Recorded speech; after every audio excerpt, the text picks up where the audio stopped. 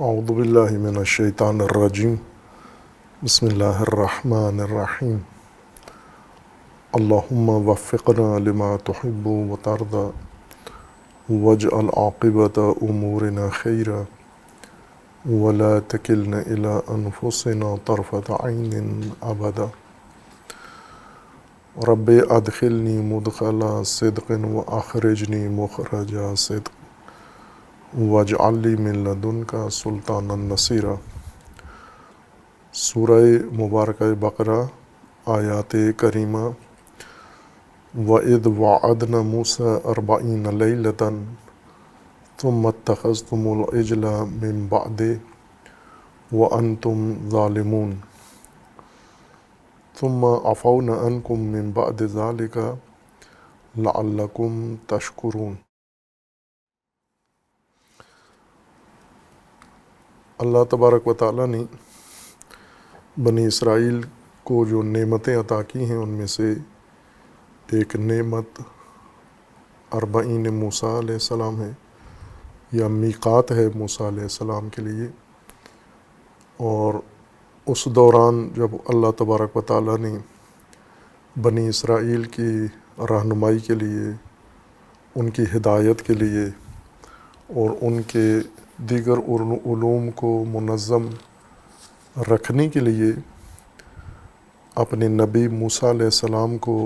میقات پہ وعد کیا اور موسیٰ وہاں تشریف لے گئے، حضرت موسیٰ علیہ السلام کی غیر موجودگی میں بنی اسرائیل نے عجل اختیار کر لیا، یعنی بچھڑا بنایا اور اس بچھڑے کی پرستش شروع کر دی انہوں نے، اور اسے بعنوان الہ و رب قبول کر لیا۔ اور یہ عمل اللہ تبارک و تعالیٰ کا فرمان ہے کہ یہ ظلم تھا، بنی اسرائیل نے یہ شرک کیا ہے اور وہ ظالم تھے۔ جب موسیٰ علیہ السلام واپس آئے اور آ کے دیکھا انہوں نے بنی اسرائیل کی حالت کو، اور اس پر سرزنش کی، ان کی تمام فریق کی جو بھی پیچھے چھوڑ کر گئے تھے، جن میں سے 3 اہم فریق تھے۔ ایک حضرت ہارون جنہیں اپنا جانشین و نائب بنا کر گئے تھے، اور دوسرے بنی اسرائیل تھے، اور تیسرا سامری جس نے حضرت موسیٰ کی غیر موجودگی میں ان کے لیے عجل درست کیا، بچھڑا، اور انہیں بچھڑے کے گرد جمع کر دیا۔ اور یہ عمل قرآن نے فرمایا ہے، اللہ تبارک و تعالیٰ نے، کہ یہ ظلم تھا ان کا۔ متعدد آیات میں، اس کے بعد والی 54 نمبر آیت میں بھی پھر حضرت موسیٰ علیہ السلام کی زبان سے انہیں کہا گیا ہے کہ تم نے یہ ظلم کیا ہے۔ وَإِذْ قَالَ مُوسَىٰ لِقَوْمِهِ يَا قَوْمِ إِنَّكُمْ ظَلَمْتُمْ أَنفُسَكُمْ بِاتِّخَاذِكُمُ الْعِجْلَ، یہ تم نے اپنے اوپر ظلم کیا ہے کہ عجل اختیار کیا ہے۔ اللہ تبارک و تعالیٰ کا بھی فرمانا ہے کہ یہ جب گوسالہ اختیار کیا ہے تو یہ ظلم تھا تمہارا، اور ظلم بھی ان کے اپنے اوپر تھا، نہ اللہ کی ذات پر ظلم تھا، کہ شرک ظلم کے مصادیق میں سے ہے، یا عظیم مصداق شرک کا ظلم ہے۔ اور ظلم مشرک اپنے اوپر ظلم کرتا ہے یا اپنے معاشرے کے اوپر ظلم کرتا ہے، جب اس کو ہدایت کے راستے سے دور کر دیتا ہے، روشنی سے اس کو نکال کے ظلمت میں لے جاتا ہے، تاریکی میں لے جاتا ہے، اس وجہ سے یہ ظلم ہے۔ اور اس کے بعد اللہ تبارک و تعالیٰ کا فرمانا ہے کہ اس ظالمانہ کام کے بعد اللہ نے انہیں معاف کر دیا۔ ثم عفونا عنکم، یعنی یہ بھی ایک مزید انہیں نعمت جتلائی جا رہی ہے کہ اتنے بڑے جرم و ظلم کے بعد ہم نے تمہیں معاف کیا ہے، عفو کر دیا ہے۔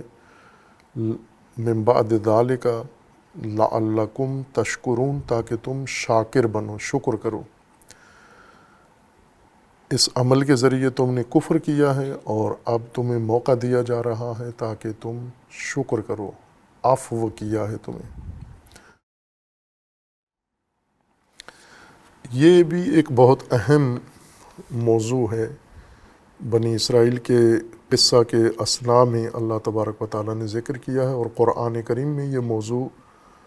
تفصیل کے ساتھ اللہ تبارک و تعالیٰ نے بیان کیا ہے عفو کا،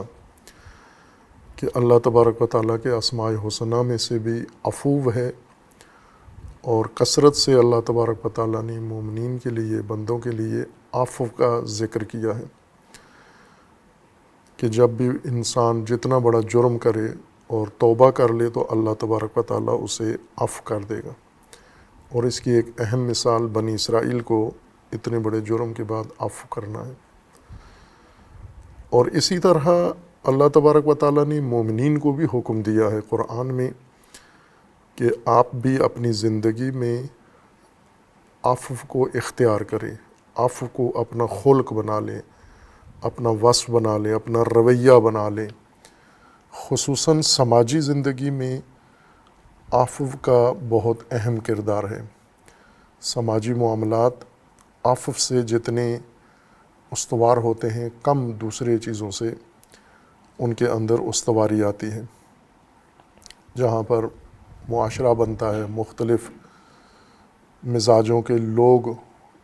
آپس میں باہم اکٹھی زندگی گزار رہے ہوتے ہیں، اور ان کے آپس میں مزاج مختلف ہوتے ہیں، رویے مختلف ہوتے ہیں، جو ایک دوسرے کے لیے کثرت سے آزار و اذیت کا موجب بنتے ہیں، تکلیف کا سبب بنتے ہیں، اور ایک دوسرے کے لیے، اڑوس پڑوس کے لیے دشواریاں، تلخیاں پیدا کرتے ہیں۔ اور جب یہ رویے سماج میں ظاہر ہوتے ہیں تو ان کا رد عمل بھی اسی جیسا ظاہر ہوتا ہے، انتقامی رویہ ہوتا ہے، یا اسی طرح سے شدت اور تکلیف دہ عمل کے ذریعے سے اس کو جواب دیا جاتا ہے، اور اسی سے معاشرہ کمزور ہو جاتا ہے، اور معاشرتی رابطے ختم ہو جاتے ہیں، بنیادیں سست ہو جاتی ہیں، اور آہستہ آہستہ اس معاشرے کے اندر جو اکائیاں آپس میں جڑی ہوتی ہیں، مربوط ہوتی ہیں، یہ جدا ہونا شروع ہو جاتی ہیں، علیحدہ ہو جاتے ہیں، اور نتیجہ یہ ہوتا ہے کہ ان کے اندر دراڑیں پڑ جاتی ہیں، معاشرتی ڈھانچہ کمزور پڑ جاتا ہے، اور اس تزلزل کے بعد بہت سارے اور عیب اور بہت سارے مسائل معاشرے کے اندر پھوٹنا شروع ہو جاتے ہیں۔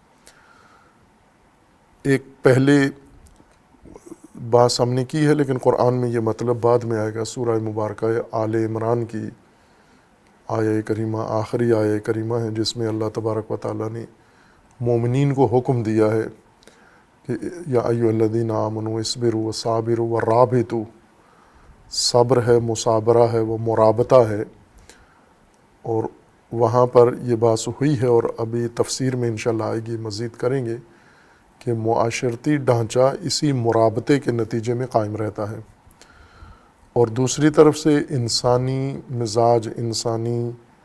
اخلاقیات اور انسانی خلقیات ایک دوسرے کے لیے تکلیف، آزار اور دشواری و تلخی پیدا کرتے ہیں انسان آپس میں، اور یہ مرابطہ ان تلخیوں کی وجہ سے کمزور پڑ جاتا ہے، یا بسا اوقات کٹ جاتا ہے، جس طرح قرآن کریم نے فرمایا ہے کہ جو لوگ قطع کرتے ہیں ان روابط کو جن کے وصل کا اللہ تبارک و تعالیٰ نے حکم دیا ہے، یقطعون ما امر اللہ بہ ان یوصل، اس کو قطع کرتے ہیں، ما امر بہ ان یوصل کو، یعنی جس کے وصل کا، جوڑنے کا اللہ نے حکم دیا ہے، یہ اس کو کاٹنے میں مصروف رہتے ہیں۔ یہ عموماً ہم سمجھتے ہیں کہ یہ ایک ایسا گناہ، جرم ہے، قطع رحمی، جو ہمیں آخرت میں عذاب کا باعث بنے گا، لیکن دین میں اس قطع رحمی کے دنیاوی آثار زیادہ ذکر کیے گئے ہیں، تباہ کن اور زیادہ فساد اس کا دنیا میں ذکر کیا گیا ہے، کہ آپ کی دنیاوی زندگی دشوار ہو جائے گی قطع روابط سے۔ جو چیزیں وصل رکھنی ہیں ان کے قطع سے آپ کی دنیاوی زندگی میں دشواریاں پیدا ہوں گی۔ اسی طرح انسانی رویے ایک دوسرے کی نسبت وہ بھی باعث بنتے ہیں کہ یہ روابط سست ہو جائیں، اور روابط کی سستی کا نتیجہ یہ ہے کہ ڈھانچہ معاشرتی سماجی ڈھانچہ سست ہو جاتا ہے، اور سماجی ڈھانچہ ایک کشتی کی حیثیت رکھتا ہے انسانوں کے لیے،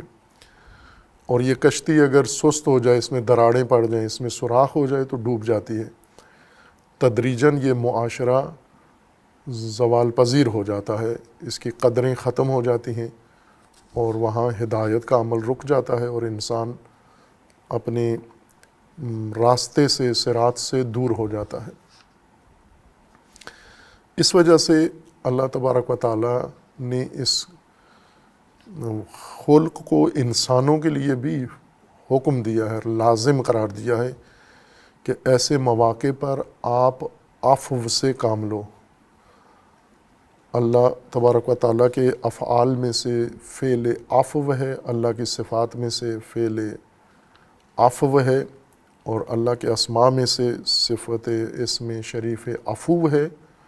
اور اللہ نے اپنے بندوں کو بھی عفو کا حکم دیا ہے، فرمان دیا ہے کہ آپ بھی معاشرتی سماجی امور عفو کی بنیاد پر قائم کرو۔ عفو کو ہم سمجھتے ہیں تقریباً، ایسا نہیں ہے کہ اس کا معنی پیچیدہ ہو، لیکن قرآنی جو مراد ہے اس معنی سے وہ واضح نہیں ہے۔ جیسے عفو سے ایک لفظ بنا ہے جو اردو میں زیادہ رائج ہے، اور وہ ہے معافی۔ معاف کر دیں، معافی مانگتا ہوں، کہ اس کو اردو تلفظ کے ساتھ معافی کہتے ہیں ہم، معافی کو معافی کہتے ہیں، معافی مانگتا ہوں، معاف کر دیں، یا اردو میں کہتے ہیں معاف کر دیں۔ ایک اور لفظ اسی مادہ سے اردو میں زیادہ استعمال ہوتا ہے معافی کی طرح اور معاف کر دو کی طرح، وہ ہے استعفاء، جسے اردو میں ہم استعفیٰ تلفظ کرتے ہیں۔ استعفاء ہے، عربی لفظ ہے، کہ جب کوئی شخص اپنی ملازمت سے، اپنے عہدے سے چھوڑتا ہے اپنا عہدہ، اور لکھتا ہے اپنے محکمے کو کہ میں مزید یہاں پر کام نہیں کر سکتا، تو مجھے اجازت دی جائے ملازمت چھوڑنے کی، اس درخواست کو اردو میں استعفاء کہتے ہیں۔ باب استفعال میں عفو کو جب باب استفعال میں لے جائیں تو استعفاء بن جاتا ہے، اور وہ معنی بھی اسی مادہ سے بنا ہے، وہ لفظ استعفاء بھی، اور اسی طرح معافی اور معاف کر دو کے الفاظ جو اردو میں استعمال ہوتے ہیں، تقریباً قریب قریب ہے جو عفو کا لغوی معنی ہے، اور جو قرآن کے مد نظر ہے، ہماری زبان میں اردو میں عام بول چال میں بھی وہی معنی تقریباً وہی ہے، لیکن جس خصوصیت کے ساتھ قرآن کریم نے اس کو بیان کیا ہے، ایک معاشرتی سماجی ضابطے کے طور پر، یا ایک الہی سنت و قانون کے طور پر اسے بیان کیا ہے، اس وسعت کے ساتھ اور اس حیثیت کے ساتھ اردو میں رائج نہیں ہوتا، بلکہ یہ ایک انسان کا ذاتی عمل یا رویہ کے طور پر معنی کیا جاتا ہے کہ اگر کسی انسان سے غلطی ہو جائے تو دوسرا انسان اس غلطی میں بعض اوقات اس کو معاف کر دیتا ہے، عفو کر دیتا ہے، یعنی اسے سزا نہیں دیتا، جرمانہ نہیں دیتا، تنبیہ نہیں کرتا اور سرزنش نہیں کرتا، اس سے درگزر کرتے ہیں، کہ عفو کا معنی عموماً درگزر کیا جاتا ہے۔ معافی دے دیں یعنی درگزر کر لیں، آپ اس پہ مواخذہ نہ کریں، سزا نہ دیں۔ لغت میں اس کا معنی یہی ہے، ہر چند اقوال اہل لغت اس میں مشوش ہیں۔ اہل لغت عفو کا معنی، لغوی معنی، اصلی معنی، بنیادی معنی ذکر کرنے میں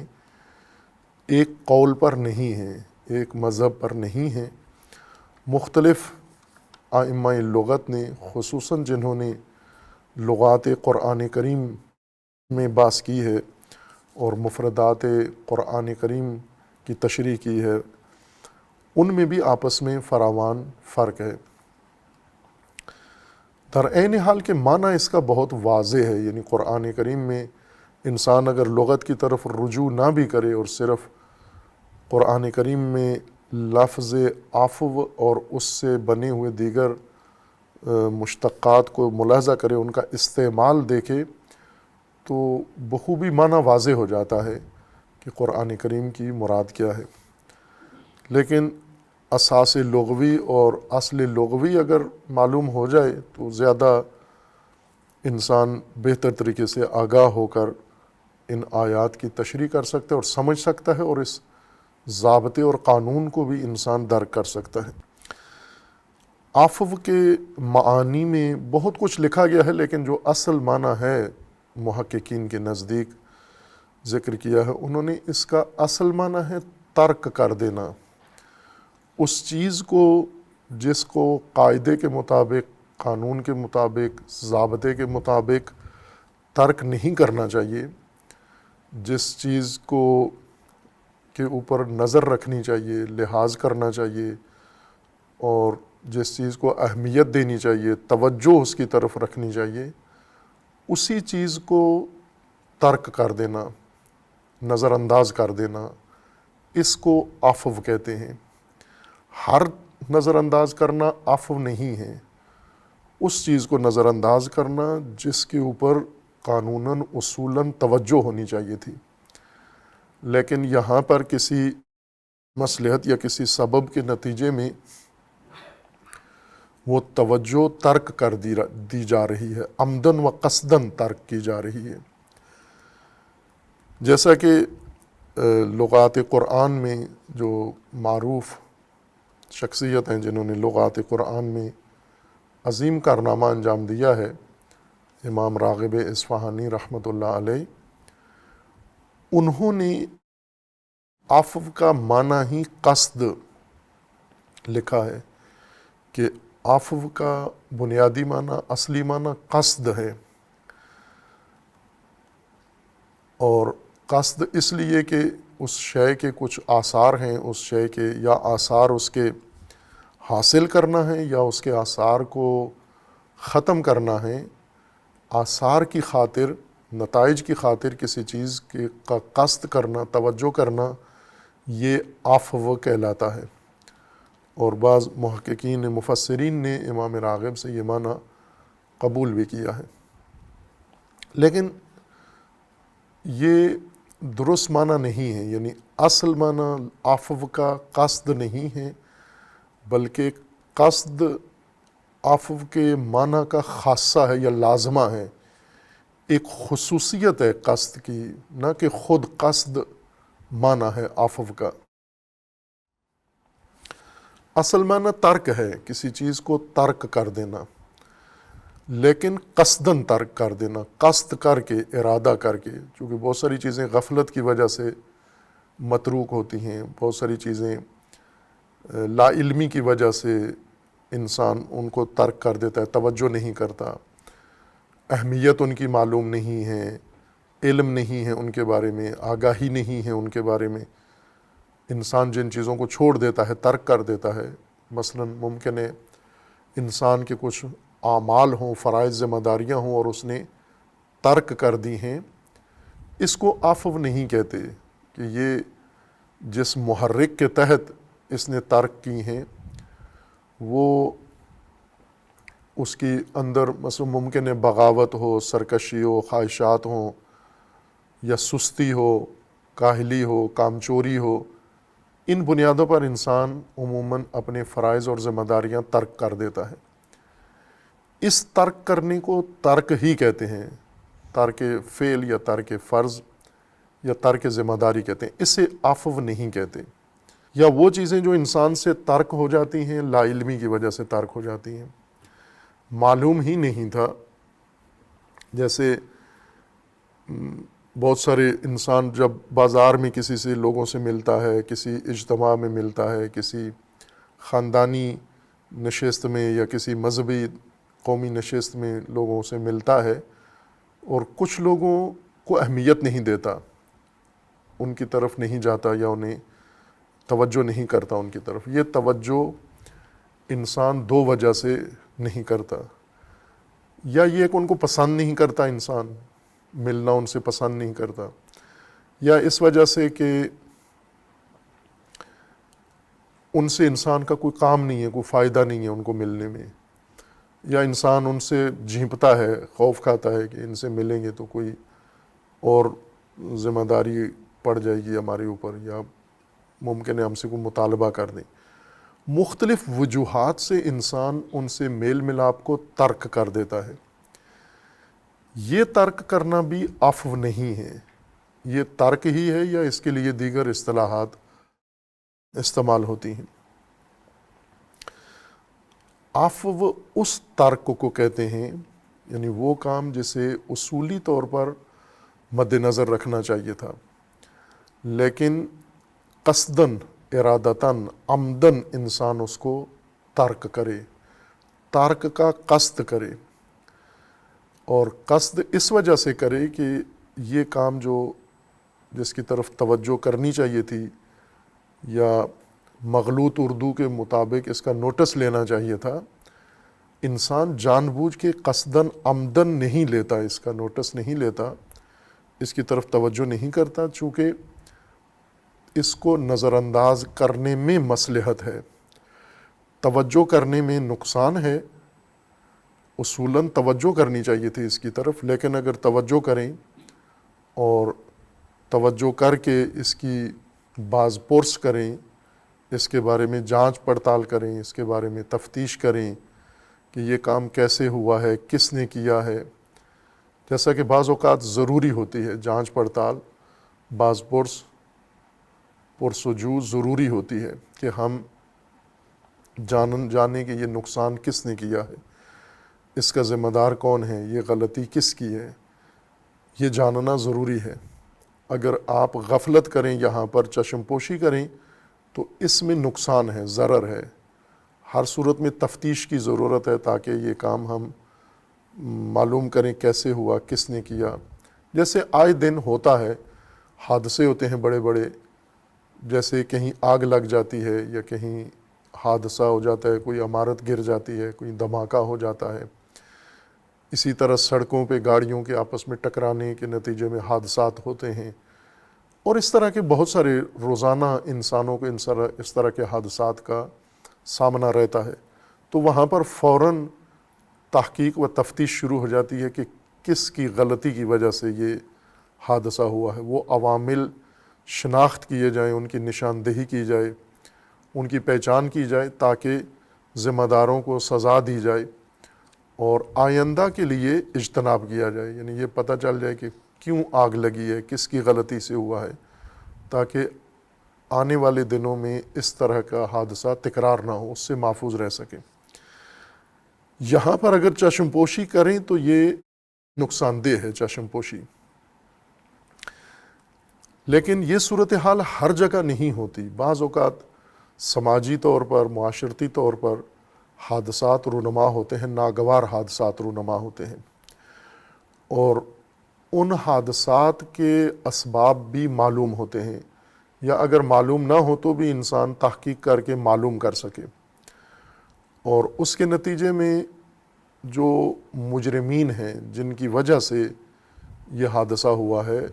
ان کی شناخت ہو جاتی ہے، پتہ چل جاتا ہے، پہچانے جاتے ہیں، اور پھر مرحلہ آ جاتا ہے ان کی سزا کا، کہ ان کو یہاں پر سزا دی جائے۔ سزا کے موقع پر انہیں چھوڑ دیا جاتا ہے، ترک کر دیا جاتا ہے، اور سزا سے چشم پوشی کی جاتی ہے۔ اس مرحلے کی چشم پوشی، درگزر اور ترک کو عفو کہتے ہیں، نہ کہ آغاز میں ہی ہر حادثہ، ہر نقصان یا کوئی بھی واقعہ جو سماجی سطح پر وقوع پذیر ہوا ہے اسے مطلقہ نظر انداز کر دینا عفو نہیں ہے۔ عفو چھوڑ دینا، ترک کر دینا کسی چیز کو، اس لیے ترک کر دینا، قصداً ترک کر دینا، جان بوجھ کر اس کو چھوڑ دینا اور پیگیری نہ کرنا اس کی، یہ اس وقت عفو کہلاتا ہے۔ قرآن کریم میں یہ سماجی مسائل کے لیے عموماً ذکر ہوا ہے، انفرادی اعمال کے لیے بھی اللہ نے عفو کا قانون بنایا ہے، اور سماجی امور کے لیے بھی اللہ نے عفو کا قانون بنایا ہے۔ خود عفو کو اپنی سنت کے طور پر اختیار کیا ہے، قانون الہی کے طور پر، اور مومنین کو حکم دیا ہے کہ آپ بھی سماجی رویوں میں عفو کو مد نظر قرار دیں، ایک ضابطے کے طور پر اس کو اختیار کریں، ایک سماجی ضابطے کے طور پر۔ ہم عموماً اگر عفو کو دیکھیں تو اخلاقی قانون کے طور پر اس کو ذکر کیا جاتا ہے، اور اخلاقی امور فقہی امور کی طرح انفرادی نوعیت اختیار کر لیتے ہیں۔ ہر چند فقہی اور اخلاقی قواعد دونوں قسم کے مصادیق پر منطبق ہوتے ہیں، انفرادی اعمال پر بھی اور سماجی اعمال پر بھی، لیکن فقہ اور اخلاق میں سماجی امور کو مصداق کے طور پر عموماً ذکر نہیں کیا جاتا، مانا نہیں جاتا، یا مثال بھی نہیں دی جاتی۔ عفو کے جتنے مثالیں دی جاتی ہیں وہ ساری انفرادی طور پر دی جاتی ہیں۔ مثلا ایک فرد کسی فرد کے ساتھ زیادتی کرتا ہے، کوئی بے حرمتی کرتا ہے، تو دوسرے کو حکم ہے کہ آپ اس کو معاف کر دیں، آپ درگزر کریں انفرادی طور پر۔ اس سے ایک آپ کے انفرادی حق کے بارے میں غلطی ہوئی، حق تلفی کی اس نے، اور آپ انتقام لینے کے بجائے درگزر کریں، انفرادی عمل کو انفرادی طور پر درگزر کر دیں۔ یہ ٹھیک ہے، یہ از نظر ضابطہ یہ مثال ٹھیک ہے، لیکن قرآن کریم نے عفو کو ایک منحصر انفرادی رویہ نہیں ذکر کیا، بلکہ اس کو سماجی رویے کے طور پر ذکر کیا ہے، اجتماعی رویہ ذکر کیا ہے، کہ اجتماعی رویہ عفو ہونا چاہیے لوگوں کا، یعنی ترک کریں اس چیز کو جس کی طرف اصولاً توجہ ہونی چاہیے تھی لیکن نہ کریں، قصداً عمدن جان بوجھ کر توجہ نہ کریں، نظر انداز کریں اس کو، نہ کہ وقت نہیں ہے آپ کے پاس، یا ٹائم نہیں ہے آپ کے پاس، یا کسی مجبوری کی وجہ سے آپ نے چھوڑ دیا ہے اس کو۔ اگر یہ رکاوٹ نہ ہوتی تو آپ ہر صورت میں اس کی گرفت کرتے۔ اسے عفو نہیں کہتے جو کسی رکاوٹ کی وجہ سے نہیں کی، بلکہ قصداً و عمدن و توجہ کے ساتھ آپ اس کو چھوڑ دیں، اپنے حال پر چھوڑ دیں اس کو۔ عربی لغت میں یہ لفظ یعنی قرآن کے اندر استعمال ہونے سے پہلے لغت عرب میں استعمال ہوتا تھا یہ لفظ۔ جب قرآن نازل نہیں ہوا یا جب قرآن میں یہ لفظ نازل ہو بھی گیا تو بھی عرب اپنے رائج لغوی استعمالات میں دیگر الفاظ عربی کی طرح عفو کو بھی استعمال کرتے تھے، کثرت سے استعمال کرتے تھے۔ ظاہر ہے وہ قرآنی معنی میں استعمال نہیں کرتے تھے کہ اگر کسی شخص سے غلطی ہوئی ہے اور دوسرا شخص اس کی غلطی کو معاف کرے، درگزر کرے، نظر انداز کرے، اس معنی میں نہیں استعمال کرتے تھے۔ اس معنی میں قرآن نے استعمال کیا ہے، انسانی رویوں کے بارے میں، انسانی اعمال کے بارے میں۔ اہل لغت عرب وہ دیگر اشیاء کے بارے میں اس کو استعمال کرتے تھے، مثلا ان کے روزمرہ کے جو امور جن سے ان کو سروکار پڑتا تھا، وہ زمینیں، کچھ زمینیں تو ایسی ہوتی تھیں جنہیں وہ استعمال میں لاتے تھے، جیسے جس زمین پہ گھر بنا لیا ہے، جس زمین کو راستہ کے طور پر اختیار کیا ہے، جس زمین کو چراگاہ کے طور پر استعمال کیا ہے، جس زمین کو اٹھنے بیٹھنے کے لیے، مجلس کے لیے، عبادت کے لیے اختیار کیا ہے، ان زمینوں کو استعمال میں لاتے تھے۔ لیکن کچھ زمینیں ایسی تھیں جنہیں یہ چھوڑ دیتے تھے اپنے حال پر، انہیں استعمال میں نہیں لاتے تھے، متروکہ زمینیں تھیں۔ ابھی بھی ایسے ہیں کہ کچھ زمین کے ٹکڑے، حصے ایسے ہوتے ہیں جنہیں انسان مختلف مقاصد کے لیے استعمال میں لاتے ہیں۔ کچھ زمینیں ایسی ہوتی ہیں جنہیں چھوڑ دیتا ہے، مثلا ایک گھر کے اندر ہی ہم دیکھیں تو مختلف گھر کے حصے ہیں، وہ کھلے حصے ہوں یا ان کے اندر کمرے بنے ہوئے ہوں، عمارت بنی ہوئی ہو، کچھ حصے ہم چھوڑ دیتے ہیں، عمدن ترک کر دیتے ہیں کہ ان کو استعمال میں نہیں لانا، کسی اور کام کے لیے یا کسی اور ہدف کے لیے ان کو چھوڑ دیتے ہیں، یا ضرورت نہیں ہے ان کی، اس وجہ سے ان کو چھوڑ دیتے ہیں۔ اس متروکہ زمین کو عرب کہتے تھے یہ افو الارض ہے، یہ وہ چھوڑی ہوئی زمین ہے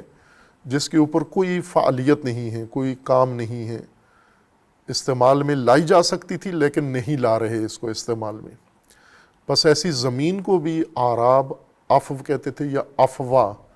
افوت الارض یا افو الارض، یعنی وہ زمین جو استعمال میں نہیں ہے، چھوڑی ہوئی ہے، متروک ہے۔ اسی طرح عربوں کے ہاں جو جانور زیادہ ان کی زندگیوں میں حصہ ہے ان کی زندگی کا، وہ شتر ہے، اونٹ۔ اونٹ سے متعدد فوائد عرب لیتے ہیں، صحرائی لوگ، عرب مخصوص نہیں، صحرائی، تمام دنیا کے صحرائی اونٹ سے متعدد فوائد لیتے ہیں۔ اونٹ ان کے لیے سامان اٹھاتا ہے، اونٹ ان کی سواری کا ذریعہ ہے، اونٹ ان کے لیے دودھ کا ایک منبع ہے، اونٹ ان کے لیے گوشت کا منبع ہے۔ اور ان فوائد میں سے ایک یہ ہے کہ اونٹ کے بالوں سے وہ استفادہ کرتے ہیں۔ اونٹ کے بالوں سے یہ میدانی علاقوں کے لوگ یا جہاں پر اونٹ نہیں ہیں پالا جاتا یا نہیں رکھا جاتا، ان لوگوں کے لیے آشنا نہیں ہے یہ فائدہ اونٹ کا، لیکن صحرائیوں کے لیے اونٹ کا یہ فائدہ بہت اہمیت رکھتا ہے باقی فوائد کی طرح۔ اور یہ کہ اونٹ کے بال کاٹ کے، اونٹ کے بال لمبے نہیں ہوتے، جیسے بھیڑوں کے بال لمبے ہو جاتے ہیں، بکریوں کے بال لمبے ہو جاتے ہیں، یا اور جانور کچھ ایسے ہیں جن کے بال لمبے ہو جاتے ہیں، اونٹ کے بال اتنے کبھی بھی لمبے نہیں ہوتے۔ اس کی طبیعت کا حصہ یہ ہے کہ اس کے بال بنتے ہیں، اگر بڑھ بھی جائیں تو وہ گھنگریالے ہو جاتے ہیں، ان کے رنگ بن جاتے ہیں دائرے شکل میں، لیکن زیادہ نہیں بڑھتے، اس طرح نہیں کہ لٹکنا شروع ہو جائے۔ اور ایک عرصہ رہنے کے بعد پھر خود ہی پرانے بال اونٹ کے اکھڑنا شروع ہو جاتے ہیں، اترنا شروع ہو جاتے ہیں، اور اس کی جگہ پر نیچے سے نئے بال بننا شروع ہو جاتے ہیں۔ اعراب اونٹ کے بال سے بہت قیمتی کپڑا بناتے ہیں۔ آج بھی قیمتی ترین کپڑا عربوں کا وہ اونٹ کے بالوں سے بنایا جاتا ہے۔ دو قسم کے بال اونٹ کے ہوتے ہیں، ایک جو اس کی پشت پر ہوتے ہیں، اس کے پیٹ کے نیچے ہوتے ہیں، اس کی پیٹھ کے پیچھے ہوتے ہیں، اس کی گردن پر ہوتے ہیں یہ بال، اور ایک بال وہ ہوتے ہیں جو ان بڑے بالوں کے نیچے چھوٹے بال ہوتے ہیں۔ کچھ بال بڑے ہو کے اوپر ایک پوشش بن جاتے ہیں، کور بن جاتے ہیں، اس پوشش کے نیچے چھوٹے بال ہوتے ہیں اونٹ کے۔ وہ جو چھوٹے چھوٹے بال ہوتے ہیں وہ زیادہ قیمتی ہوتے ہیں۔ اس کو عرب اپنی اصطلاح میں، یا عربی اصطلاح جو دیگر لغات کے اندر ہے جیسے فارسی میں ہے، اس کو وبر کہتے ہیں۔ وبر اونٹ کے بال، اور وبر سے جو بنا ہوا دھاگا ہے وہ بہت ہی قیمتی اور بہت ہی پسندیدہ ہے عربوں کا، اور اس دھاگے سے پھر کپڑا بناتے ہیں، اور خصوصاً جو فاخرانہ لباس ان کا ہوتا ہے وہ اسی اونٹ کے بال سے، وبر سے بناتے ہیں۔ یہ بال محفوظ رکھے جاتے ہیں اس طرح سے کہ اونٹ کے اوپر جو بال بڑے ہو جاتے ہیں ان بالوں کو موقع دیا جاتا ہے کہ یہ بال بڑھتے رہیں، کاٹتے نہیں۔ اور یہ جو اوپر بنے ہوئے بال ہیں یہ بھی استفادہ کرتے ہیں، اس سے بھی دھاگا رسیاں بناتے ہیں، لیکن یہ زیادہ قیمتی اور ظریف بال نہیں ہوتا۔ اس بال کے نیچے چھوٹے بال ان کے مطلوب ہوتے ہیں، ان بالوں کو ان کی پرورش کے لیے، ان کو اپنے وقت پر کاٹنے کے لیے، ان کا سائز بھی بہت چھوٹا ہوتا ہے، یعنی یہ بھی ایک ظرافت کی بات ہے کہ اتنے چھوٹے اندازے کے بالوں سے دھاگا بنتا، پھر اس دھاگے سے قیمتی اور فاخرانہ لباس بنانا۔ جیسے عربوں کے لباس میں عبا ہے، عبا جو اوپر اوڑھی جاتی ہے، عبایا بھی جس کو کہا جاتا ہے، یہ عربی لباس ہے، اور سب سے قیمتی اور فاخرانہ لباس یہی وبر کا ہوتا ہے، جو ابھی ہم دیکھتے ہیں کہ موجودہ عرب اور ان کے امیر لوگ یہ سارے اسی کو پہنتے ہیں، اور بہت مالیت کا لباس ہوتا ہے یہ۔ اس بال کو اونٹ کے اوپر محفوظ رکھنے کے لیے اونٹ کے اوپر کے جو بال ہیں انہیں چھوڑ دیتے ہیں، متروک، کاٹتے نہیں ہیں۔ اور جنہوں نے زیادہ تعداد میں اونٹ رکھے ہوتے ہیں، ریوڑ پورا اونٹوں کا ہوتا ہے، عموماً اگر دیکھا جائے ان اونٹوں پہ نگاہ کی جائے تو ان اونٹوں کے اوپر بال اگے ہوتے ہیں اور جگہ جگہ سے گرے بھی ہوتے ہیں، یعنی وہ بال اونٹ کو بد شکل بنا دیتے ہیں، بدصورت کر دیتے ہیں۔ اونٹ کے اوپر جو بال بڑے اگتے ہیں یہ اگر نہ کاٹے جائیں اور اونٹ کی تزئین نہ کی جائے تو یہ اونٹ کی شکل بگاڑ دیتے ہیں، ظاہری حلیہ اس کا۔ لیکن عرب اس کو برداشت کرتے ہیں، ان بالوں کو نہیں کاٹتے، انہیں چھوڑ دیتے ہیں۔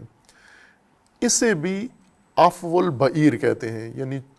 اونٹ کے چھوڑے ہوئے بال، متروک بال جو نہیں کٹ رہے، اس لیے نہیں کٹ رہے کہ ان بالوں کے نیچے دوسرے بالوں کی حفاظت ہو رہی ہے۔ یہ اوپر والے بال عموماً اونٹ کے گندے ہوتے ہیں، اونٹ جگہ جگہ بیٹھتا ہے، اس کے اوپر گرد و غبار پڑا ہوتا ہے، پھر وہ کبھی کچرے میں بیٹھ جاتا ہے، کبھی کسی دلدل میں، مٹی میں اونٹ بیٹھ کے اپنے آپ کو مثلاً اس کے اندر لیٹتا ہے اپنی جسم کی خارش کے لیے، یا جانوروں کے اندر ایک طبیعی عمل ہے، جانوروں کے جسم میں جو کیڑے آ جاتے ہیں، یعنی حشرات داخل ہو جاتے ہیں، ان حشرات سے نجات کے لیے بھی کبھی مٹی میں، کبھی یہ کسی کیچڑ کے اندر لوٹتے ہیں، یہ کروٹیں لیتے ہیں، جس کے نتیجے میں ان کے بال گندے ہو جاتے ہیں۔ نیچے جو بال اصل مطلوب ہوتے ہیں عربوں کو، وبر، وہ نہیں گندے ہوتے، چونکہ یہ اوپر کے بال کیچڑ میں یہ لتھڑے رہتے ہیں، نیچے والا بال محفوظ رہتا ہے، اس لیے اس کو کہتے ہیں یہ عفوۃ البعیر ہے، یعنی چھوڑے ہوئے بال ہیں جو انہوں نے ترک کیے ہوئے تھے اور قصدن نہیں کاٹ رہے تھے، ان بالوں کو جان بوجھ کر انہوں نے چھوڑے رکھا ہے تاکہ دوسرے بال ان کے سائے میں پرورش پاتے رہیں۔ خوب، یہ بھی ایک اصطلاح ہے جو اعراب استعمال کرتے تھے۔ اسی طرح پانی، عرب تہذیب میں ایک بڑی اہمیت کی چیز پانی ہے، چونکہ نایاب ہے، کمیاب ہے، پینے کا پانی بڑی مشقت سے اور زحمت سے لے کر آتے ہیں یہ عرب، لیکن بعض اوقات یہ پانی انہیں سہولت سے مل جاتا ہے، یعنی کسی بارش ہوئی ہے، بارش نے کوئی ایسا ان کے لیے گڑھا بنایا، بھر دیا ہے پانی کا، صاف شفاف پانی، اور وہاں سے یہ پانی حاصل کرتے ہیں اور وافر مقدار میں اٹھا لیتے ہیں، چونکہ بارانی موسم ہے یا بارشوں کی وجہ سے پانی کی کثرت ہوئی ہے، یا کسی نزدیک کے گڑھے سے مل گیا ہے، کسی چشمے سے مل گیا ہے، تو زیادہ پانی انہوں نے بھر لیا ہے، اور زیادہ پانی بھر کے پھر پیتے ہیں، اور پی کے باقی پانی چھوڑ دیتے ہیں، وہ پیتے نہیں ہیں۔ اس چھوڑے ہوئے پانی کو جو پی کے ترک کر دیا ہے، اس کو بھی عفو الماء پانی کہتے ہیں۔ یہ چھوڑا ہوا پانی، پینے کے بعد جو بچ گیا ہے پانی، جو آسانی سے میسر آیا تھا اور پیا بھی، اور پینے کے سیرابی کے بعد اس کو چھوڑ دیا ہے، یہ بھی عفو الماء ہے۔ اور اس طرح کے دیگر استعمالات میں اس لفظ کو کثرت سے اعراب استعمال کرتے تھے، جن میں جو جامع چیز ہے، قدر مشترک ہے ان تمام استعمالات کے اندر، وہ یہ ہے کہ وہ چیزیں انہیں حاصل کر لینا چاہیے تھا، یہ وہ زمین جس کو استعمال میں لانا چاہیے تھا لیکن اسے چھوڑ دیا انہوں نے، یہ عفوۃ الارض ہے۔ یا وہ پانی جو انہیں استعمال میں لانا چاہیے تھا، کمیاب، جہاں پانی نایاب ہے، کمیاب ہے، تھوڑا ہے، قلت ہے، تو وہاں پانی کی قدر ہوتی ہے، پانی بچایا نہیں جاتا، لیکن کثرت کی وجہ سے، سہولت کی وجہ سے بسا اوقات تو اس کو قصداً چھوڑ دیتے ہیں کہ یہ پانی استعمال نہ کریں، تو یہ عفو الماء ہے۔ یا اسی طرح اونٹ کے بال چھوڑ دیتے ہیں تاکہ دوسرے بال اس کے نیچے اگیں، بھائی کہ یہ بال ان کے لیے بڑے قیمتی ہوتے ہیں، ان سے ان کے کپڑے بنتے ہیں، خیمے بنتے ہیں، اور بہت ساری چیزیں، تو ان کو چھوڑ دیتے ہیں۔ یہ قصداً عمدن ترک کی ہوئی چیزیں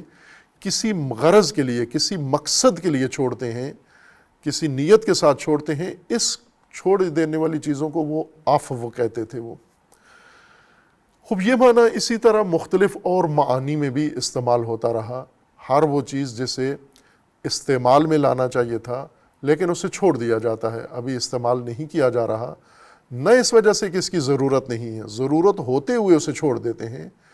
کیوں چھوڑ دیتے ہیں؟ چونکہ اس کا ایک اور فائدہ ان کے مد نظر ہوتا ہے کہ یہ اونٹ کے بال اگر چھوڑ دیں تو اس سے ایک بڑا فائدہ ہمیں حاصل ہوگا، یہ زمین اگر چھوڑ دیں، اس کو استعمال میں نہ لائیں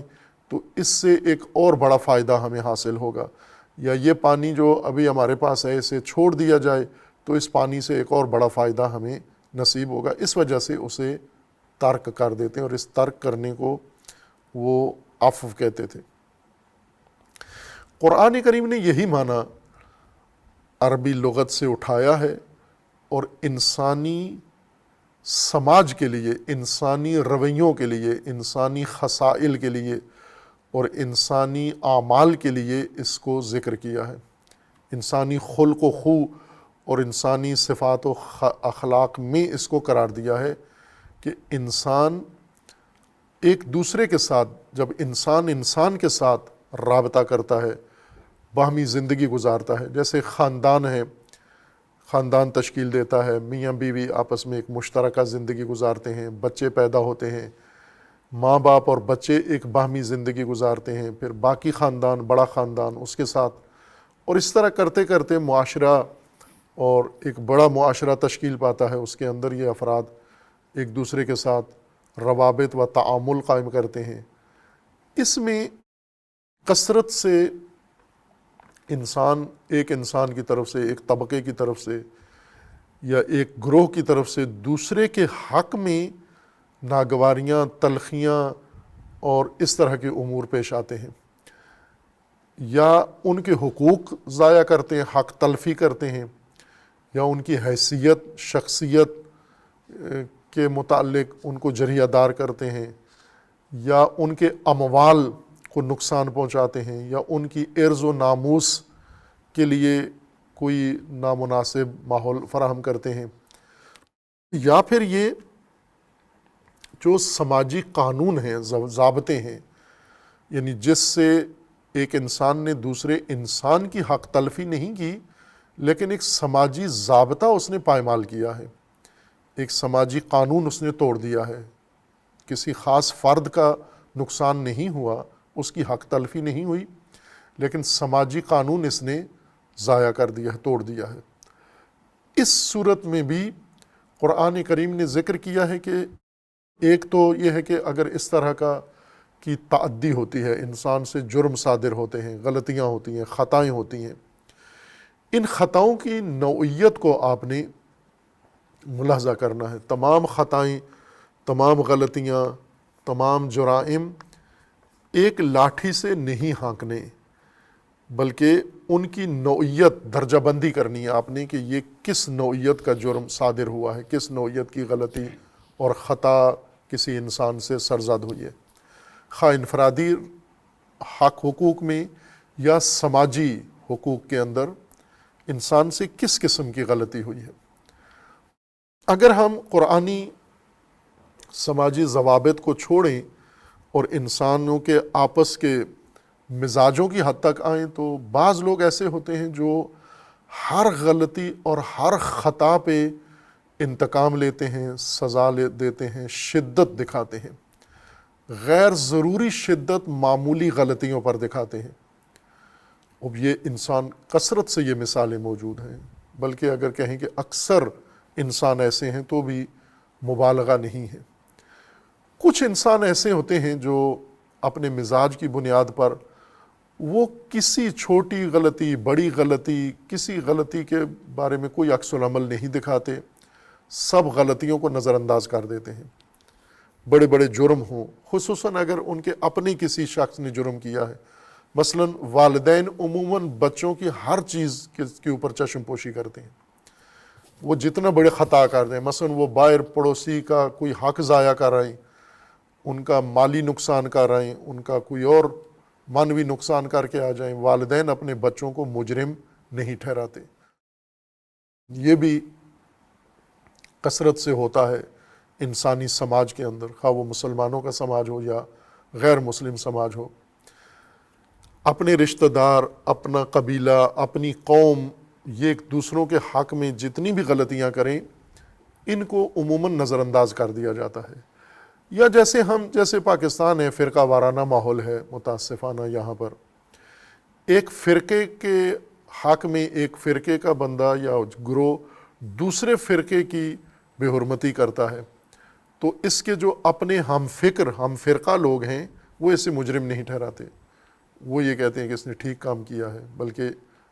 اگر اس نے واضح جرم بھی کیا ہے، ایسا جرم جو سزا بنتی ہے، انتقام بنتا ہے، قصاص بنتا ہے، اس جرم میں بھی اس کی حمایت کرتے ہیں اور اسے مجرم نہیں ٹھہراتے۔ یہ بھی ایک رویہ ہے جو انسانی سماج کے اندر رائج ہے، یعنی واضح کھلے جرم انجام پا رہے ہوتے ہیں لیکن کوئی اسے روکتا ٹوکتا نہیں ہے، جس کی حالیہ مثال یہ ہے کہ فلسطین میں غزہ میں مسلمانوں کو قتل عام نسل کشی ہو رہی ہے دن دہاڑے سب کے سامنے، کئی مہینوں سے مسلسل بغیر وقفے کے، اور باقی ساری دنیا اس مجرم کو مجرم نہیں ٹھہرا رہی بلکہ اس کا ساتھ دیتے ہیں سیاسی وجوہات کی وجہ سے یا دیگر وجوہات کی بنا پر۔ پس یہ بھی ایک انسانی معاشرے کے اندر مثال موجود ہے۔ ایک وہ مثال ہے جس میں ہر کام سے چشم پوشی کرتے ہیں، اور ایک وہ کام ہے جہاں چھوٹی غلطی پر بھی مواخذہ کرتے ہیں، کسی خطا اور غلطی سے درگزر نہیں کرتے، معمولی باتیں وہ انسان نوٹس میں لیتا ہے اور اس کے اوپر رد عمل دکھاتا ہے اور عکس العمل دکھاتا ہے۔ مثلا جیسے یہی فرقہ وارانہ فضا میں جس سماج کے اندر یہ بیماری فرقہ واریت کی پیدا ہو جائے تو یہ فرقے ایک دوسرے کی چھوٹی چھوٹی باتیں پکڑتے ہیں اور ان کا جواب دیتے ہیں،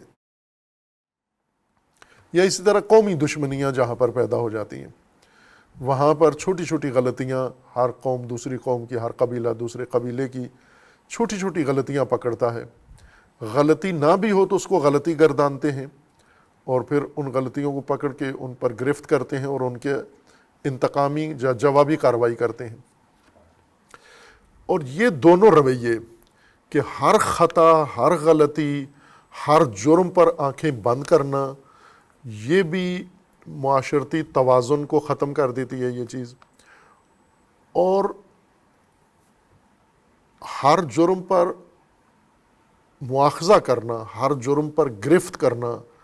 اور جرم کی نوعیت کو تشخیص دیے بغیر یکساں رویہ اس کے بارے میں اختیار کرنا، یہ بھی سماجی معاشرتی توازن کو تباہ کر دیتی ہے یہ چیز۔ مثلا ہم اپنے معاشرے کو دیکھیں، قرآنی جامعہ شناسی اور قرآنی علم الاجتماع کے نزدیک یا قرآنی اصول، سماجی اصولوں کی روشنی میں دیکھیں تو یہ دونوں کام ہمارے معاشرے کے اندر ہوتے ہیں، یعنی وہ سماجی رویے جنہیں نظر انداز کرنا چاہیے انہیں نہیں نظر انداز کیا جاتا، اور وہ سماجی رویے یا کام جنہیں حتماً جن پر گرفت ہونی چاہیے، مواخذہ ہونا چاہیے، پکڑ ہونی چاہیے، قانونی کارروائی ہونی چاہیے، سرزنش توبیخ سزا ہونی چاہیے، ان کو چھوڑ دیا جاتا ہے، ان سے درگزر کیا جاتا ہے۔ دونوں قسم کی مثالیں موجود ہیں، اور نتیجہ بھی ہمارے سامنے موجود ہے کہ ایک غیر متوازن معاشرہ، ایک غیر معتدل معاشرہ، ایک بہت ہی الجھا ہوا معاشرہ وجود میں آ گیا ہے کہ جس میں لوگوں کے لیے آپس میں ایک دوسرے کی وجہ سے زندگی دشوار بن گئی ہے۔ مثلا رشتہ داروں کے آپس میں رویے، بہت قریبی خاندان ہیں ان میں آپس میں رویے، بھائی ہیں ایک ہی خاندان کے اندر ہیں، ان کے آپس کے رویے دونوں قسم کی بیماریوں کا شکار ہیں، یا ایک ہی وقت میں بھی دونوں کام ہوتے ہیں۔ مثلا ایک بھائی کے بچے ہیں، دوسرے بھائی کے بچے ہیں، یہ بھائی اپنے بچوں کی ہر چیز نظر انداز کرتا ہے، اپنے بھائی کے بچوں کی ہر چیز پر مواخذہ کرتا ہے، وہ بھی اسی طرح اپنے بچوں کی ہر غلطی نظر انداز کرتا ہے، بھائی کے بچوں کی ہر غلطی پکڑ لیتا ہے۔ یہ ایک رواج ہے، عام چیز ہمارے معاشرے کے اندر ہے۔ پھر اس کو آئے ہم اپنے خاندان سے باہر جو ہم نے گروہ بنائے ہوئے ہیں، سماجی گروہ، سماجی طبقات ہیں، سیاسی بنیاد پر، مذہبی بنیاد پر، سماجی بنیادوں پر، ان کے اندر بھی یہی رویہ ہے کہ اپنے گروہ کی ہر چیز ہم نظر انداز کرتے ہیں اور رقیب گروہ اور حریف گروہ کی ہر چیز پر مواخذہ کرتے ہیں۔ یہاں سے معاشرہ نامتوازن اور نامتعادل ہو جاتا ہے، بگاڑ کا شکار ہو جاتا ہے، یعنی معاشرتی ڈھانچہ سست ہو جاتا ہے۔ روابط پر اثر پڑتا ہے، روابط کٹ جاتے ہیں، قطع ما یوصل ہے، جس چیز کو اللہ نے حکم دیا ہے کہ اس کو آپس میں جوڑ کے رکھو، وہ ساری چیزیں کٹ جاتی ہیں، جدا ہو جاتی ہیں۔ اس لیے اللہ تبارک و تعالیٰ نے ان دونوں رویوں کے بیچ میں ایک رویہ، ایک ضابطہ، ایک قانون انسانی سماج کے لیے ذکر کیا ہے، جو لوگ اشیاء کے بارے میں برتتے تھے کہ مثلا کبھی آپ کو کسی جانور کو چھوڑ دینا پڑتا ہے، کسی گاڑی کو چھوڑ دیتے ہیں۔ مثلا ابھی موجودہ زمانے کی مثالیں دیں ہم، کچھ گاڑیاں ہیں لوگ ان سے استفادہ نہیں کرتے، کھڑی ہوئی ہے، عمدن قصدن کھڑی کی گئی ہے کہ ابھی اس سے استفادہ نہیں کرنا۔ گھر کے اندر بہت سارا سامان انسانوں نے چھوڑا ہوا ہوتا ہے، اس سے استفادہ نہیں کرتے۔ کیوں نہیں کرتے؟ کسی مقصد کے لیے نہیں کرتے، نہ یہ کہ غیر ضروری پڑا ہوا ہے، مقصود کسی مقصد کے لیے اس کو قصدن عمدن جان بوجھ کر اس مال کو چھوڑ دیا، اس سامان کو چھوڑا ہوا ہے، کسی دوسرے وقت میں کام میں لائیں گے۔ خوب، یہ جو ہم اشیاء کے بارے میں عفو کا قانون جاری کیا ہوا ہے، عفو کا قانون کیا ہوا کہ کچھ چیزوں کو آپ کسی اور مقصد کے لیے، آنے والے دنوں کے لیے، بڑے مقاصد کے لیے چھوڑ دیں، ابھی چھوٹے مقاصد میں ان کو استعمال نہ کریں، بڑے مقاصد کے لیے چھوڑ دیں ان کو۔ یہ عفو کا قانون ہے، یہ جو ہم اشیاء کے بارے میں بالکل اس کو برتتے ہیں اور اشیاء کے بارے میں اس کو لاگو کرتے ہیں اور اس پر عمل پیرا ہیں۔ قانون عفو ہر گھر کے اندر لاگو ہے۔ ہر انسان کے پاس کچھ ایسی چیزیں ہیں جو اس نے چھوڑی ہوئی ہیں، ابھی نہیں، ان کو استعمال نہیں کر رہا، یہ عفو ہے، اسی کو عفو کہتے ہیں۔ سماجی معاشرتی سطح پر یہ کام ہو رہا ہے، لیکن انسانی رویوں میں، انسانی رابطوں میں یہ کام ہم ملحوظ نہیں رکھتے۔ انسانی رابطوں میں دو چیزیں ملحوظ رکھتے ہیں، وہ یہ ہے کہ یا مطلقہ انتقام لینا ہے یا مطلقہ چشم پوشی کرنی ہے۔ جیسے اپنے بچے، اپنے خاندان، اپنی پارٹی، اپنی قوم، اپنا فرقہ، اس پر مکمل آنکھ بند کرنی ہے، دوسرے کی ذرا چیز کا نوٹس لینا ہے اور اس پر گرفت کرنی ہے، مواخذہ کرنا ہے۔ یہ دو رویے یہ تعادل ختم کر دیتے ہیں انسانی روابط میں۔ اس لیے اللہ تبارک و تعالیٰ نے ایک تیسرا ضابطہ جو ہم اشیاء میں تو برتتے ہیں، اپنے روابط میں اس کو ملحوظ نہیں رکھتے، اسے اللہ تبارک و تعالیٰ نے سماجی قانون، سوشل ضابطہ بنا کر پیش کیا ہے، اور وہ ہے عفو کا قانون۔ اور اس عفو کے قانون پر اللہ نے انسانوں کے لیے لاگو کیا، پہلے خود اس کو جاری کیا ہے، انسانوں کے اوپر جاری کیا ہے، یعنی جہاں پر انسانوں نے اللہ کے فرمان کی معصیت کی ہے، اللہ کے حکم کی نافرمانی کی ہے، اللہ کے حکم کو توڑا ہے، وہیں پر ضرورت ہے عفو کی۔ جہاں پر انسان نے اللہ کا قانون ملحوظ رکھا ہے، بجا لایا ہے، وہاں پر تو عفو کی ضرورت نہیں ہے، چونکہ انسان نے ضابطہ پورا کیا ہے۔ لیکن جہاں اس کو عمل کرنا تھا لیکن نہیں کیا، غلطی کر دی اس نے، وہاں عفو کا موضوع ہے، یعنی چھوڑ دے، اللہ نے چھوڑ دیا ہے۔ چھوڑ دیا سے مراد یعنی سزا نہیں دی، مواخذہ نہیں کیا، عذاب نازل نہیں کیا، شدت نہیں دکھائی، لیکن توجہ دلائی ہے ان کی، نہ یہ کہ توجہ بھی نہیں دلائی، ایسی آنکھ بند نہیں کی کہ جس سے یہ اور زیادہ ایسے کام کے اوپر متجری ہو جائیں، یعنی جرأت بڑھ جائے ان لوگوں کی کہ ہم آئندہ بھی ایسا کام تکرارن کریں گے۔ یہ نہیں کیا، توجہ دلائی، مواخذہ کیا، سرزنش کی، توبیخ کی، سزا چھوڑ دی، تاکہ یہ معاشرہ قائم رہے، نہ کہ اس کو ختم کرنا ہے۔ یہ اللہ تبارک و تعالیٰ نے خود اس قانون کو لاگو کیا ہے، اس کو اپنی سنت بنایا ہے، اس کو اپنا قانون بنایا ہے انسانی سماج کے لیے، اور پھر انسانوں کو حکم دیا ہے کہ آپ نے بھی یہی کام کرنا ہے۔ رسول اللہ صلی اللہ علیہ وآلہ وسلم کو متعدد مواقع پر اللہ تبارک و تعالیٰ نے فرمایا ہے کہ یہاں پر اگرچہ آپ کے مد مقابل مشرکین ہیں، اہل کتاب ہیں، یا دیگر سماجی طبقات ہیں جنہوں نے زیادہ خرابی کی ہے، یا منافقین ہیں، لیکن آپ نے درگزر کرنا ہے، آپ نے عفو کرنا ہے۔ مسلمانوں میں سے ہیں، مومنوں میں سے ہیں، صحابہ میں سے ہیں، بار بار یہ ایسے کام کرتے تھے جہاں پر ان کے لیے توبیخ بنتی تھی، سزا بنتی تھی، انتقام بنتا تھا، سرزنش بنتی تھی، لیکن اللہ نے حکم دیا رسول اللہ کے کہ یہاں قانون عفو لاگو کرنا ہے، جیسا کہ اللہ تبارک و تعالیٰ نے بعض دیگر مواقع پر فرمایا کہ یہاں پر حد جاری کرنی ہے، یہاں چشم پوشی نہیں کرنی، یہاں پر رحم دلی نہیں دکھانی، جہاں حد جاری کرنی ہے وہاں مجرمین پر حتماً حد جاری ہو۔ اگر حد جاری نہیں کریں گے تو غلط کام کر رہے ہیں، معاشرے کو بگاڑ رہے ہیں آپ۔ یا جہاں پر آپ نے درگزر کرنا ہے وہاں درگزر کریں، وہاں اگر حد جاری کی تو یہ بھی نقصان وہی ہوگا جو حد جاری نہ کرنے کا دوسرے موقع کے اوپر ہو سکتا تھا، یہاں پر حد جاری کرنے سے وہی نقصان ہوگا۔ اس کے لیے ایک قرآن کریم کی آیت سورہ مبارکہ تغابن میں اللہ تبارک و تعالیٰ نے یہ سورہ تغابن میں آیت 14 میں اللہ تبارک و تعالیٰ کا مومنین کو خطاب ہے، یعنی یہ چونکہ ہر خاندان کا موضوع ہے اس لیے اس آیت کو بیان کرتے ہیں۔ یہ سورہ تغابن آیت 14 ہے، شروع ہوتی ہے یا ایھا الذین آمنو، کہ یہ خطاب بہت اہم ہے، یہ خطاب یا ایھا الذین آمنو یعنی یہ مسلم مومن سماج کو خطاب ہے، یہ مومن سماج کا ضابطہ ہے، اور مومن سوسائٹی کے لیے یہ دستور اللہ تبارک و تعالیٰ نے ذکر فرمایا ہے کہ اس میں اختصاص ہے، عمومی ہے، تمام انسانوں کے لیے ہے، لیکن خطاب میں خصوصیت کے ساتھ یا ایھا الذین آمنو استعمال کیا گیا ہے، اور قرآن میں کثرت سے یہ خطاب آیا ہے جو عموماً ہم مفسرین بھی اس خطاب کی ظرافت کو نظر انداز کر جاتے ہیں، اسے یہ سمجھتے ہیں کہ یہ ایک عنوان ہے، اے لوگو یا اے مومنو، بالآخر کسی جملے سے تو کہنا تھا انہیں متوجہ کرنے کے لیے، نہ، یا ایھا الذین آمنو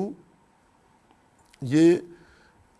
بہت ہی اہمیت والا خطاب ہے اللہ تبارک و تعالیٰ کی طرف سے۔ یا ایھا الذین آمنو، جو ایمان لائے ہو، ایمان والو، مومنو، آپ یہ دھیان رکھو کہ ان من ازواجکم و اولادکم عدوا لکم، تمہاری بیویوں میں سے، ساری بیویاں نہیں، تمہاری بیویوں میں سے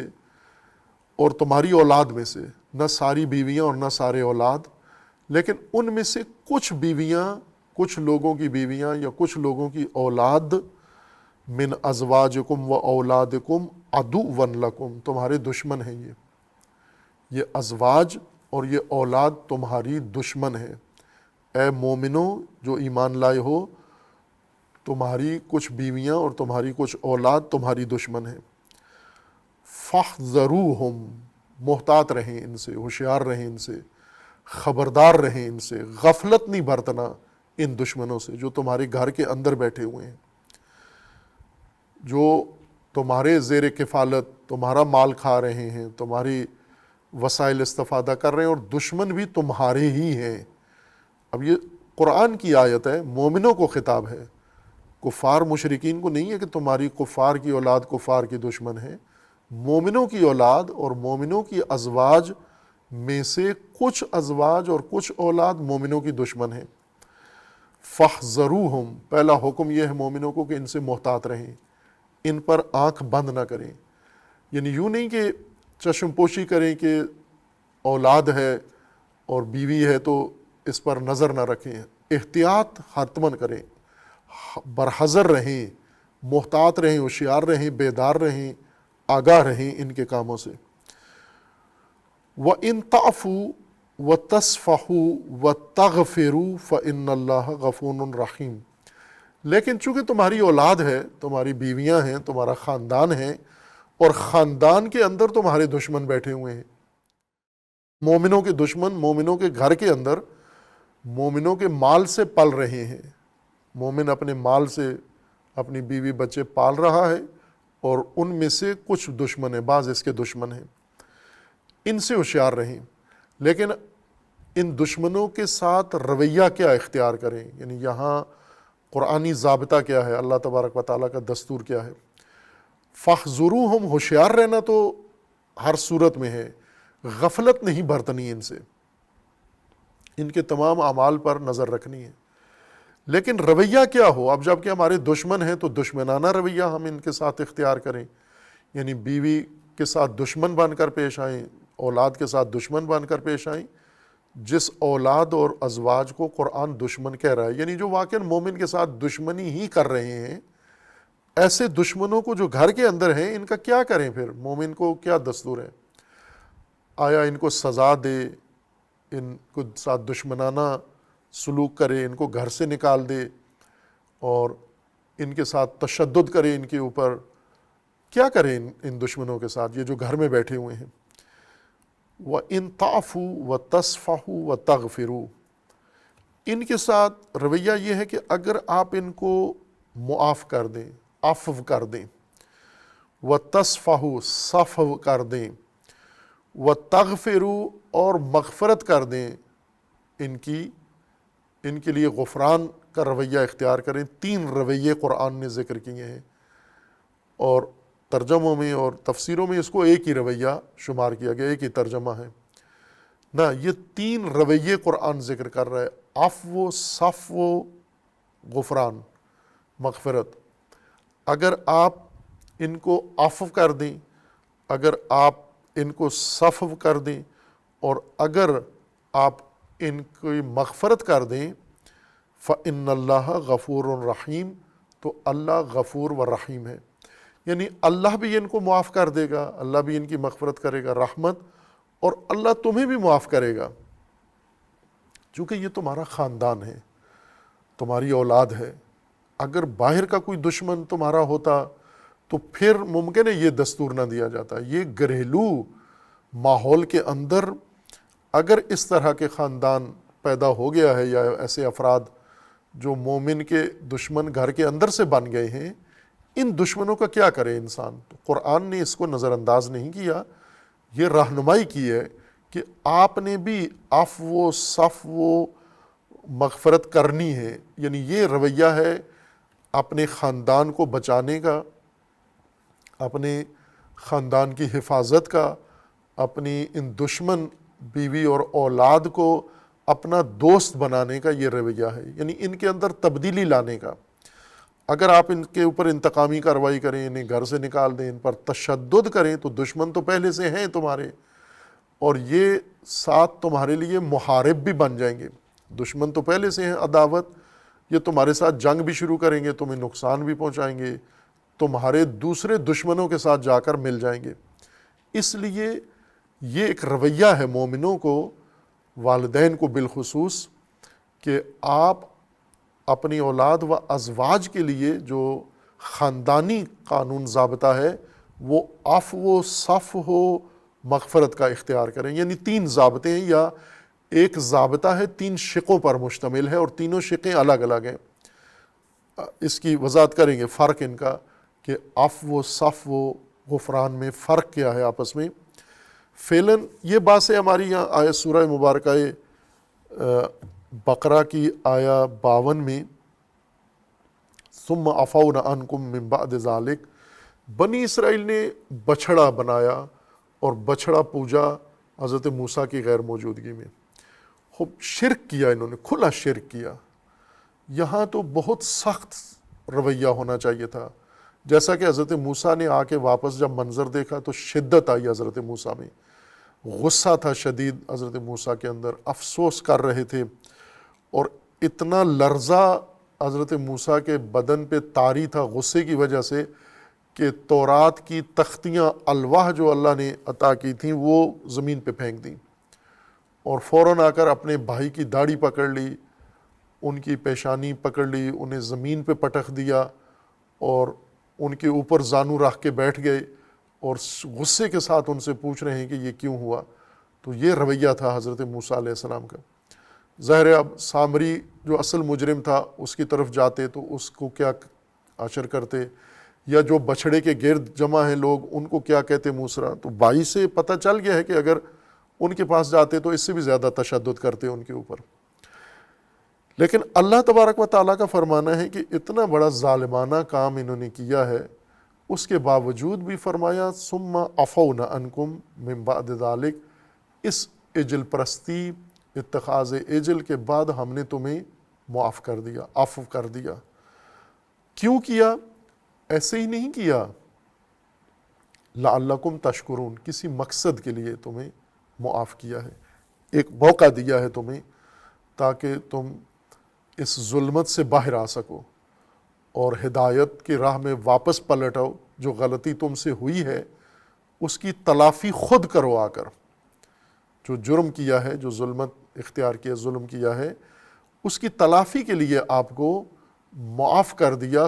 مائیں کہ جرم ایسا تھا کہ تمہیں ختم کر دیتے یہاں پر، کیونکہ شرک کیا، اللہ کی جگہ گسالہ بنا لیا، بچڑا بنا لیا۔ خب اس کے اندر یہ درس موجود ہے کہ شرک، جیسے آج مسلمانوں کے رویے ہیں کہ کوئی بھی انسان اگر مثلا اسلامی تعلیمات کے برعکس عمل کرتا ہے، قرآن کی تعلیمات سے ہٹ کر عمل کرتا ہے، یا شکوک و شبہات رکھتا ہے، یا مختلف رویے جو آج کل زیادہ رائج ہیں، یہ کیوں کر رہا ہے یہ نہیں دیکھتے، اس کی وجوہات کیا ہیں، محرکات کیا ہیں، کس وجہ سے یہ کر رہا ہے۔ قرآن دیکھتا ہے کہ یہ کیوں کر رہے ہیں۔ بس یہی کام فرعون کے ساتھ نہیں کیا کہ فرعون کو معاف کر دیتے ہیں، فرعون بھی ظالم ہے اور اسے ڈبو دیا، لیکن جب بنی اسرائیل نے وہی کام کیا جو فرعون کر رہا تھا تو بنی اسرائیل کو معاف کر دیا۔ تو یہ تو جانبداری ہو جائے گی کہ فرعون کو کیوں معاف نہیں کیا، بنی اسرائیل کو معاف کر دیا، یا فرعون کو ڈبو دیا تو بنی اسرائیل کو بھی ڈبو دینا چاہیے تھا، ان کے اوپر بھی عذاب فوراً نازل ہونا چاہیے تھا۔ یہاں قرآن متوجہ کر رہا ہے کہ جرم ہوتا ہے، ایک جیسا جرم ہوتا ہے جیسے شرک ہے، لیکن شرک کے محرکات ایک نہیں ہوتے۔ جب محرکات مختلف ہوں تو وہاں پر آپ کا رویہ بھی مختلف ہوگا، جیسا کہ قرآن کریم نے اللہ تبارک و تعالیٰ کا عمل مختلف ظاہر کیا کہ وہاں یہاں یہ رویہ ہے، وہاں وہ رویہ، یا قرآن کے اندر ہے کہ مشرکین کو قتل کرو، قتال کرو، جہاں بھی پاؤ انہیں وہاں پر مار دو ان کو۔ خوب یہ بھی ایک مشرک سماج ہے، لیکن اس کے بارے میں حکم ہے کہ اس کو ختم کر دو۔ ان کے بارے میں حکم ہے انہیں ہم نے معاف کیا ہے تاکہ یہ تلافی کر سکیں۔ تو یہ جانبداری نہیں ہے، یہ دراصل اللہ تبارک و تعالیٰ نے انسانی سماج کے لیے جو ضابطے، سنن، قوانین قائم کیے ہیں، یہ اس کا ایک حصہ ہے کہ آپ جرم کی سزا سے پہلے جرم کے محرکات دیکھو کہ اس کے پیچھے محرک کیا ہے۔ اور آج ہم دنیا میں دیکھتے ہیں کہ بعض ممالک اور اقوام میں فوراً سزا کی طرف نہیں جاتے، جیسے ہمارے ملک میں ہے کہ کوئی مجرم بھی جب عدالتوں میں جاتا ہے تو ایک جیسا اس کے اوپر قانون لاگو کرتے ہیں۔ بعض ممالک یہ ہے کہ پہلے اس کے محرکات دیکھو کہ اس نے یہ جرم کیوں کیا ہے۔ ممکن ہے دو بندوں نے ایک جیسا جرم کیا ہو، ایک کو وہ چھوڑ دیتے ہیں، ایک کو سزا دیتے ہیں، جرم ایک جیسا ہے۔ ہمارے لیے یہ معمہ بن جاتا ہے لا ینحل، اس کو ہم بے عدالتی، ناانصافی کہتے ہیں۔ لیکن وہ کیوں کرتے ہیں، ایک کو چھوڑ کے ایک کو سزا دیتے ہیں؟ چونکہ وہ محرکات کو دیکھتے ہیں کہ اس کے جرم کے پیچھے کیا ذہنیت کار فرما تھی، اس کے جرم کے پیچھے کیا ذہنیت کار فرما ہے، اور محرکات ہی مجرموں کی دستہ بندی، طبقہ بندی کرتے ہیں۔ تمام جرائم جن نیتوں سے انجام پاتے ہیں وہ نیتیں مد نظر رکھیں اور پھر ان کے مطابق آپ ان کے لیے رویہ یا سزا یا توبیخ یا سرزنش یا جو بھی طریقہ ہے وہ اختیار کریں۔ یہ جانبداری کی وجہ سے نہیں ہے، یہ جرم شناسی کا نتیجہ ہے کہ جرم کے محرکات کو دیکھ کر اس کے مطابق قانون آپ نے لاگو کرنا ہے۔ باقی بات میں صلی اللہ علیہ وسلم۔